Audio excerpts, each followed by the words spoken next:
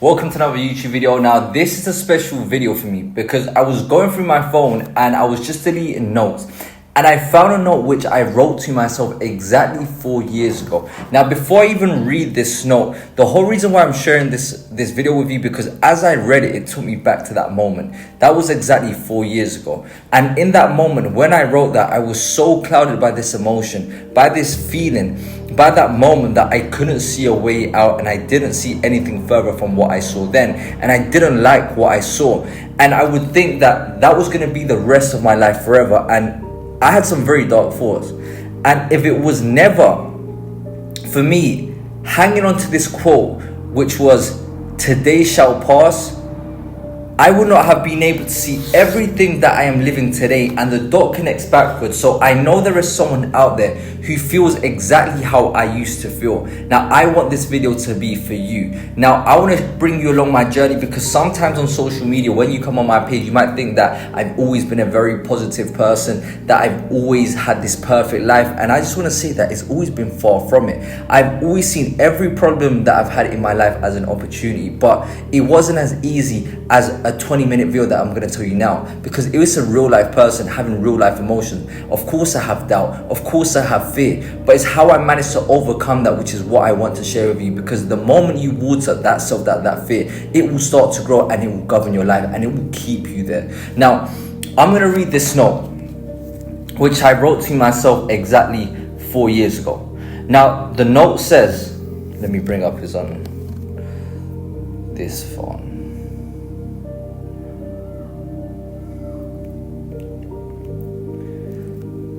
It says, "Can't hurt me." This was from a David Goggins book. Now, that was one of the first books that I actually applied and it actually impacted me.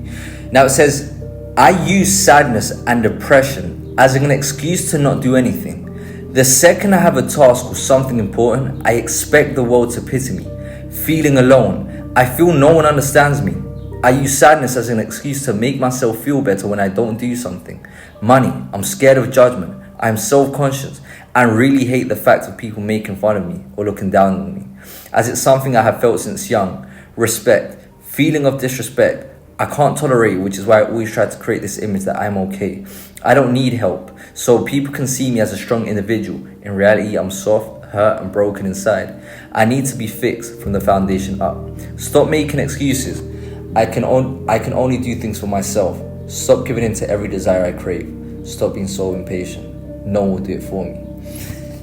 Now, at that point, I've always been an ambitious person. I've always been someone who's wanted to be successful. And for a big part of my life, I thought success was just money. Success was universal. And I quickly realized that success isn't money. Success is doing that thing which is hardest for you. Success isn't one desired location. It's something that you have to create within yourself by doing that thing which is hardest for you, which gives you that sense of achievement, that sense of feeling worthy that only you can create.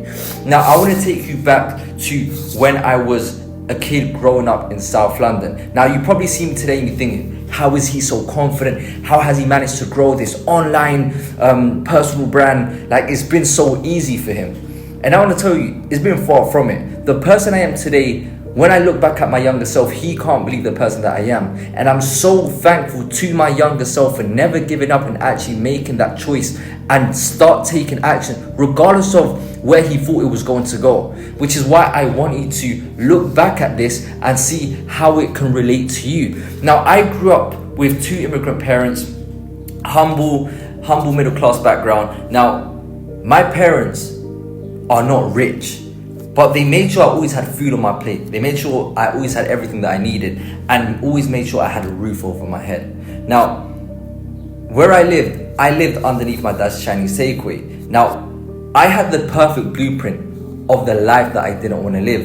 Because when we lived underneath this Chinese takeaway, I quickly realized that money isn't everything, but money is freedom.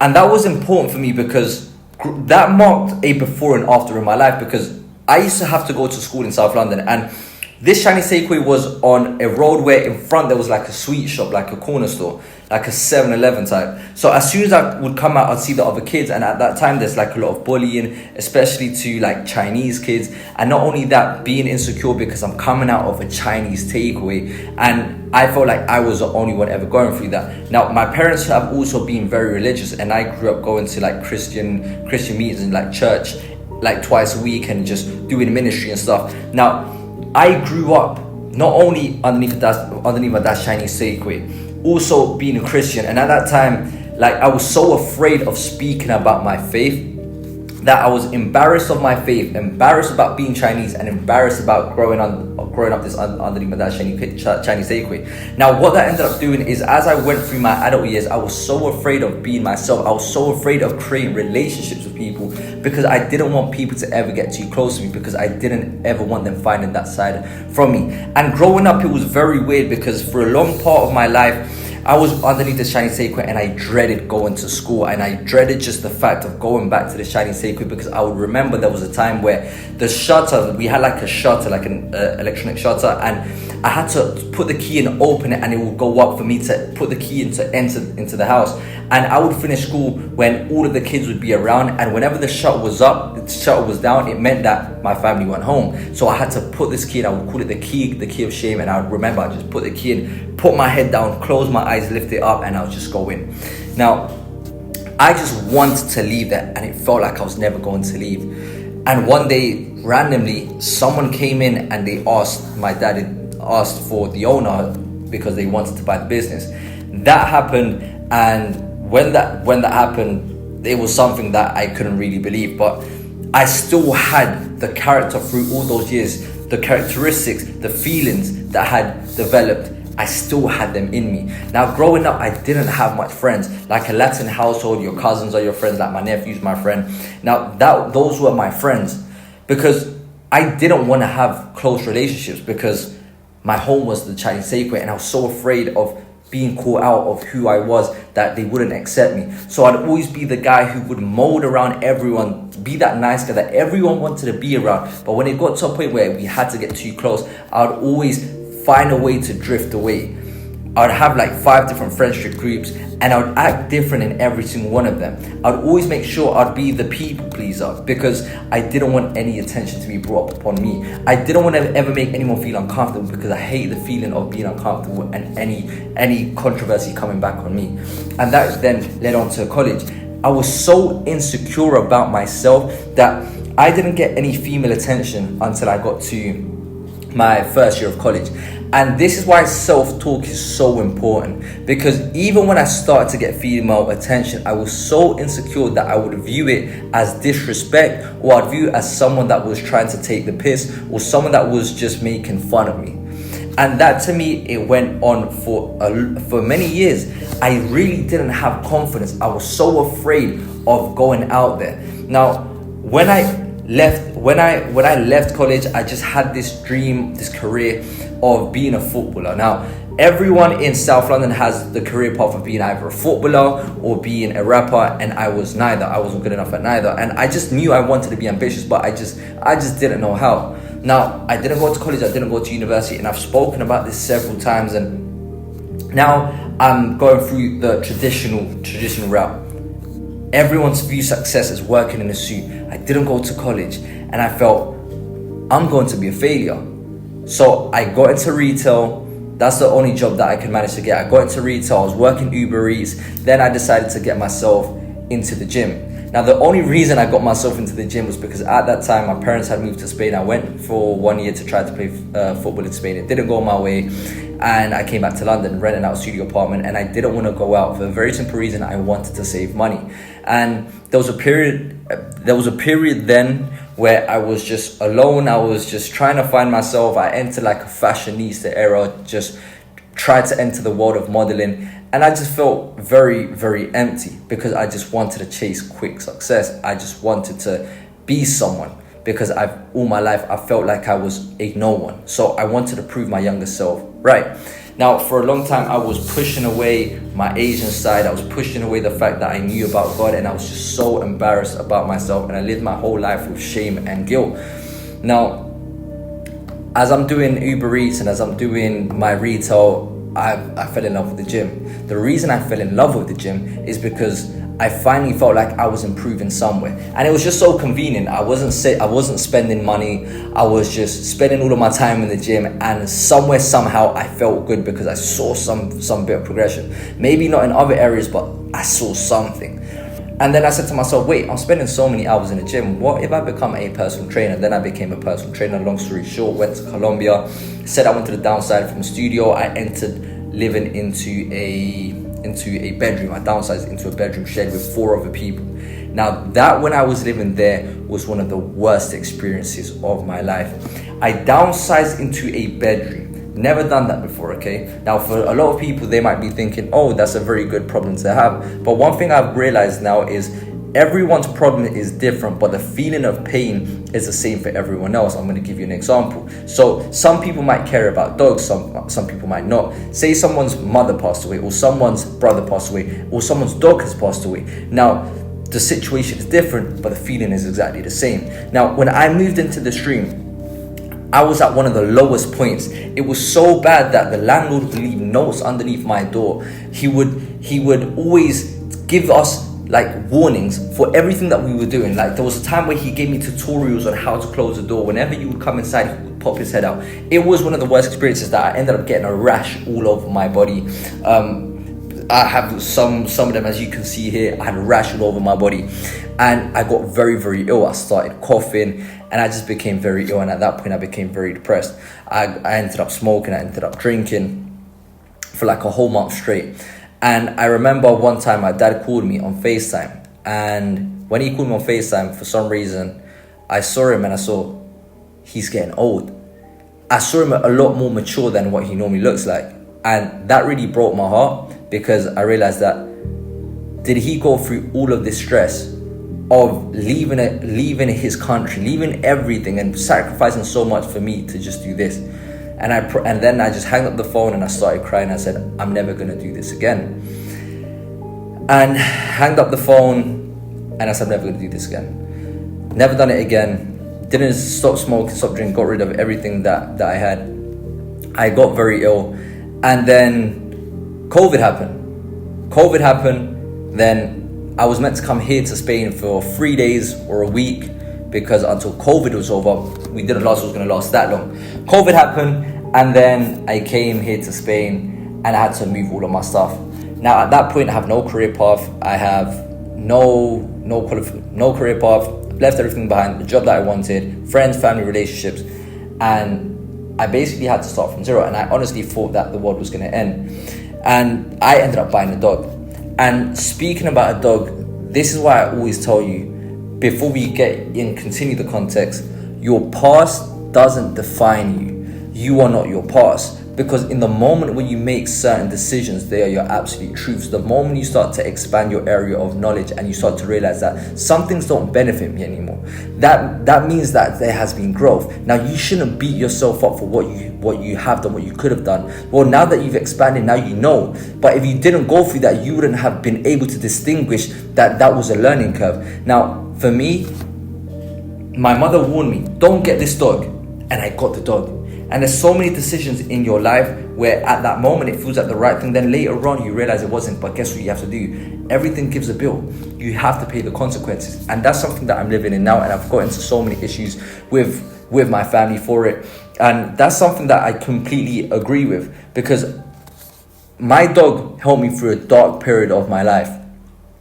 I got this dog and he helped me when I felt very depressed, very alone. And he was always there with me. However, I had no plans for life. And now I started growing my social media. I started to actually build and focus on my life. And I'm going to get to how we got here. But I want to cover this point because now there's a point in my life where I don't have the amount of time. I can't give him the life that he deserves.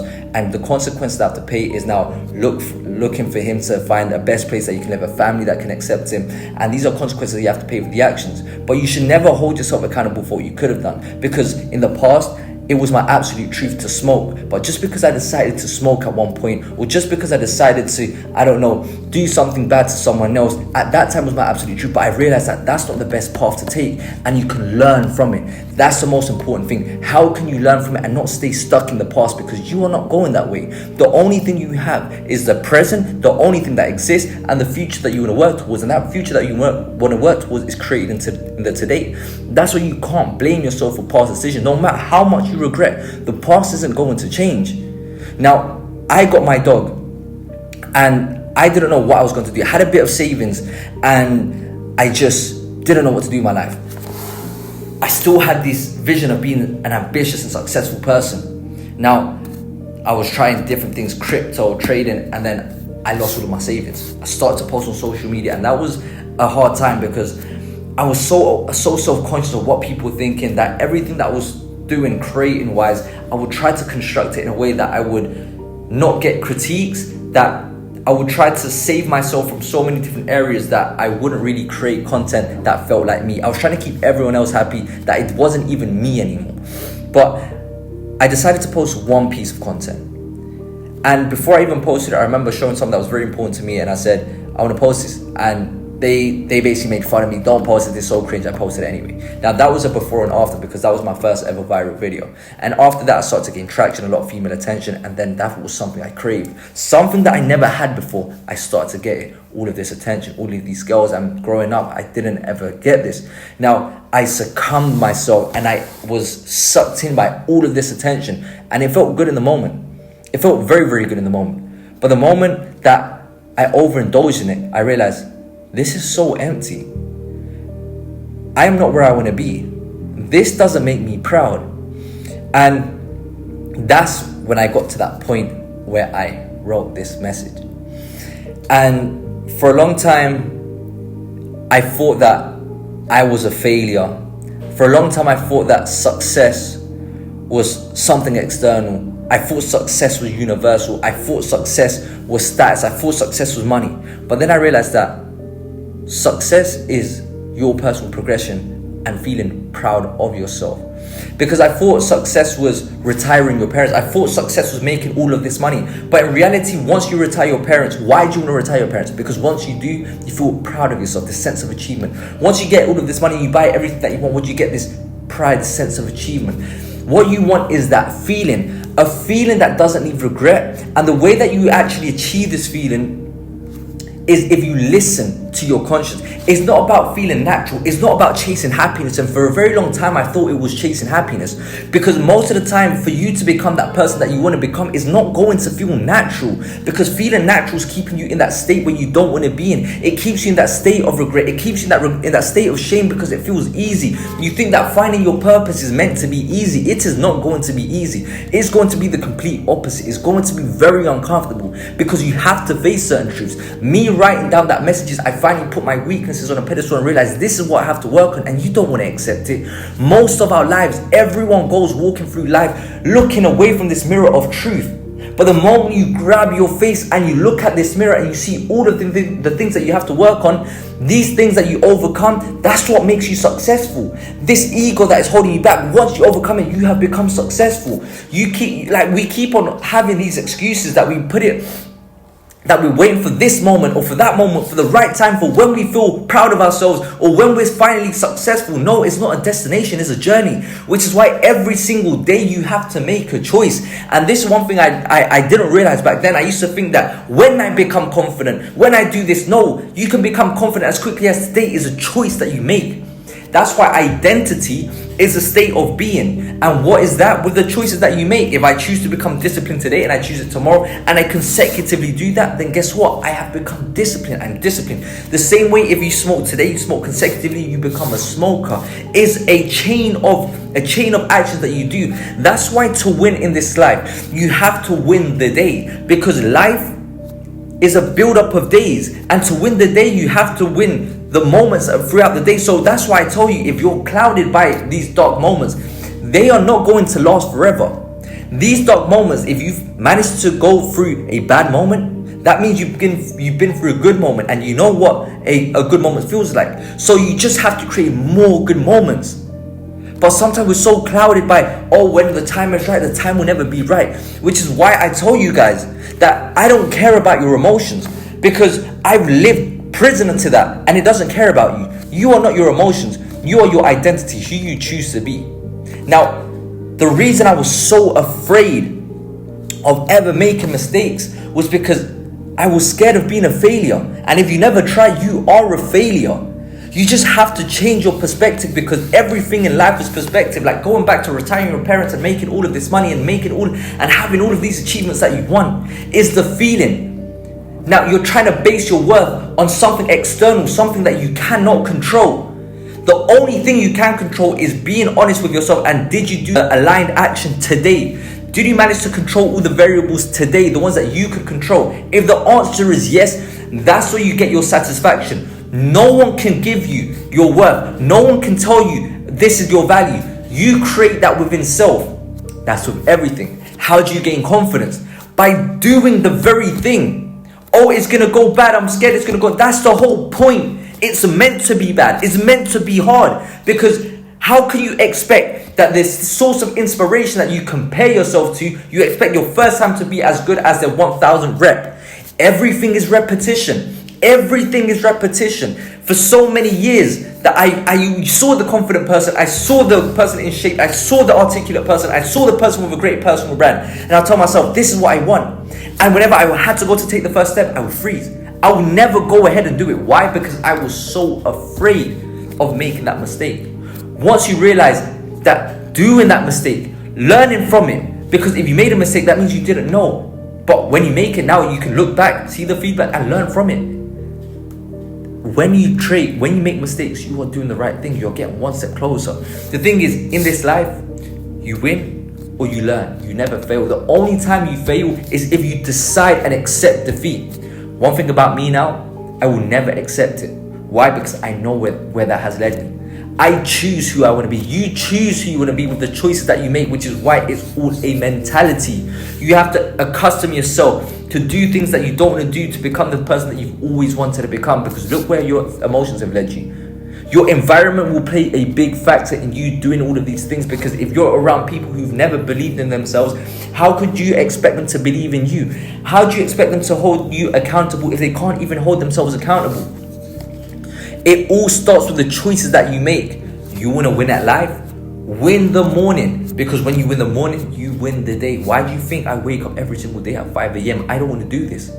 That's why I say proximity is power. Be around people that believe in you. Then guess what? You'll be so deluded that you'll end up believing that you can do anything. And guess what? You start doing the things, and the things compound to you actually achieving the things. Remember, it's first changing the way that you think, which changes the things that you do, which changes the outcomes that you have. Now I look back at everything and it all makes sense.